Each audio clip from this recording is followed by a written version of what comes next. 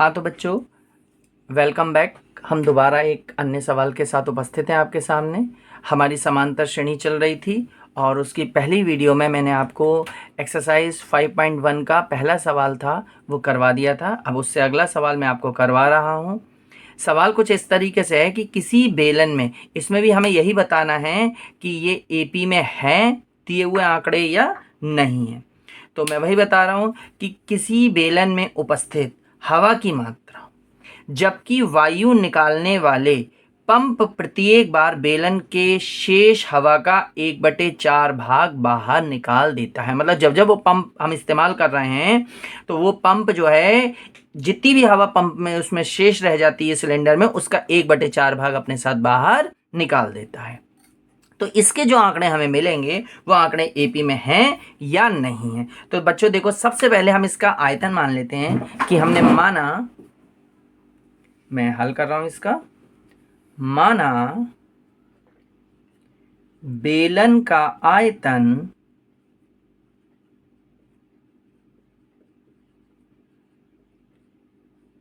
बराबर v है।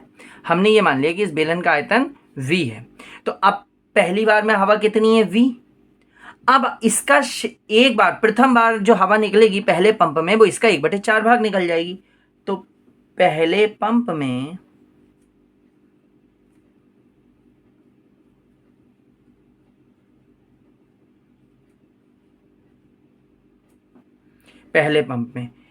निकली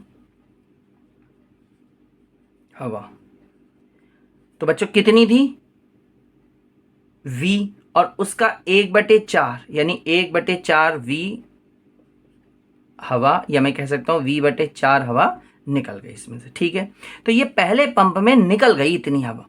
अब शेष हवा हमें ये भी तो देखना पड़ेगा ना कि अगली बार के लिए शेष हवा कितनी है।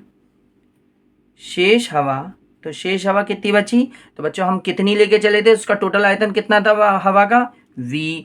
इसमें से v/4 जो है वो आपका निकल चुका है। तो कितना बचा, तो देखो 4 × 4 4v में से 1v माइनस हो जाएगा, तो कितना v बचेगा, 3v/4। यानी ये हमने लासा लेके हल कर दिया। ये आपको आती होगी कैलकुलेशन कि v बन जा v4 4v, और 4v में से 1v माइनस हो गया, तो कितना बचा, 3v/4।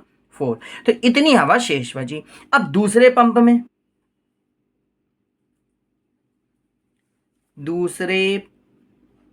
पंप में निकली हवा, कितनी हवा निकली, तो शेष कितनी रह गई थी, यही तो रह गई थी 3v/4, और इसका 1/4 हिस्सा निकल जाएगा, है नहीं है। हर बार उन्होंने कहा ना कि शेष हवा का 1/4 भाग निकाल देता है। तो शेष हवा का 1/4 भाग माने इस शेष हवा का 1/4 भाग निकाल दिया। तो 3v की 1 से गुणा करेंगे, 3v बन जा 3v, और अपॉन में 4 4 जा यानी 4 चौक 16 आ जाएगा आपका। ठीक है, तो अब निकली हुई हवा इतनी है। ठीक है, तो शेष हवा कितनी बची, शेष हवा, तो बच्चों हम इस बारी में हवा लेके कितनी चले थे, कितनी हवा थी हमारी, 3v/4, और ये कितनी है 3v/16। तो इसमें से इसे क्या करेंगे, माइनस करेंगे। 3v/4 में से माइनस करेंगे 3v/16 को। बच्चों इसका मैं आपको एलसीएम लेके दिखा देता हूँ। 16 एलसीएम आएगा, 4 से 16 4 बार कटेगा, इंटू में ऊपर वाला 3v आ जाएगा, माइनस 16 से 16 एक बार कटेगा, इंटू 3v आ जाएगा। तो ये हो जाएगा 4 3 यानी 4 3 12v माइनस 3v/16। ठीक है, मैं बाकी सवाल इधर करता हूँ। अब आप देखिए 12 में से 3v जाएगा तो कितना v बचेगा, 9v/16। तो अब हम इतना ही रखेंगे, सवाल हम आगे नहीं निकालेंगे, क्योंकि इससे हमें देख के अंदाज़ा लग रहा है कि एक बार v हवा है, फिर एक बार 3v/16, एक बार 9v/16 है, तो थोड़ा थोड़ा डिफरेंस इसमें अलग आ रहा है। हमें यहीं रोक देना है सवाल को। अब हम देखेंगे कि हमारे A1 A2 A3 क्या निकले। तो हमारा A1 यानी पहली बार में हम हवा बेलन का आयतन कितना लेके चले थे, वही हवा का आयतन होता है। ठीक है ना, क्योंकि बेलन का आयतन ही वायु का या गैस का आयतन हो जाता है। तो A1 हमारा कितना है, v। इसी तरीके से A2 हमारा कितना निकला था, A2 हमारा निकला था, शेष हवा कितनी निकली थी 3V, 3V/4। और फिर लास्ट में शेष हवा हमारी कितनी बची है 9V, इसे हम A3 बोलेंगे। A3 हमारा है 9V/16। ठीक है, अब हमारी ये AP है या नहीं है इसका पता हमें कैसे लगता है कि हम A2 में से A1 को घटाएं, A3 में से A2 को घटाएं। तो पहले मैं A2 माइनस A1 कर रहा हूं, तो A2 है आपका 3V/4 और इसमें से मैं V को माइनस करूंगा। ठीक है, तो देखिए ये 3V माइनस 4 एकम 4, 4V और बटे में 4 ही आ जाएगा। तो आप देखेंगे 4V में से 3V घटेगा तो माइनस का 1V/4, ये A2 माइनस A1 आ गया। अब मैं करूंगा A3 माइनस A2।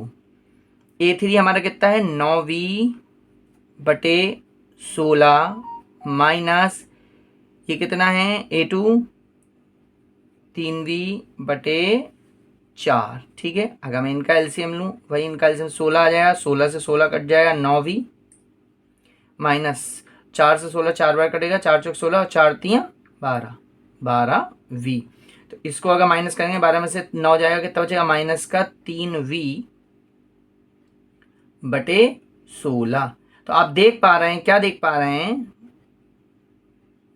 आपने देखा कि A2 minus A1 is not equal to A3 minus A2, यानी A2 और A1 का जो डिफरेंस है वो A3 और A2 के डिफरेंस के बराबर नहीं है। ये अलग आ गया, ये अलग आ गया। अतः